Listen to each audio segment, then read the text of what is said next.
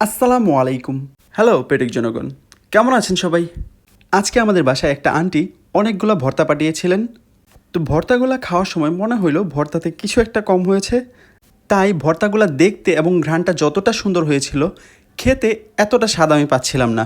তারপর যখন একটু কাঁচা লবণ দিয়ে ট্রাই করলাম, তখন দেখলাম স্বাদটা ঠিকঠাক আছে। যাই হোক, এটা ওনাদের দোষ না, দোষটা আমাদেরই, কারণ আমরা একটু বেশি লবণ খাই। আর আমি ভাবতেছি আন্টিরা যখন আমাদের বাসার খাবারগুলো খান, তখন ওনাদের অনেক কষ্ট হয়, কারণ আম্মু তো কম লবণ দিয়ে কখনোই রান্না করেন না। তবে যদি স্পেসিফিকভাবে অন্য কারোর জন্য রান্না করে থাকে, তখন হয়তোবা কিছুটা লবণ আর ঝাল কম দিয়ে থাকেন। তারপরও আম্মুকে অনেক দিন ধরে এখন বুঝাইতে বুঝাইতে কিছুটা হলেও কন্ট্রোলে এসেছে।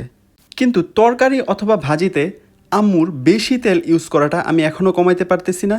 তাই মাঝে মধ্যে আমি ভাজির থেকে তেল নিয়ে সেই এক্সট্রা তেল দিয়ে আমি ডিম ভাজি করে দেখাই, যেন আম্মু বুঝতে পারে যে কতটা তেল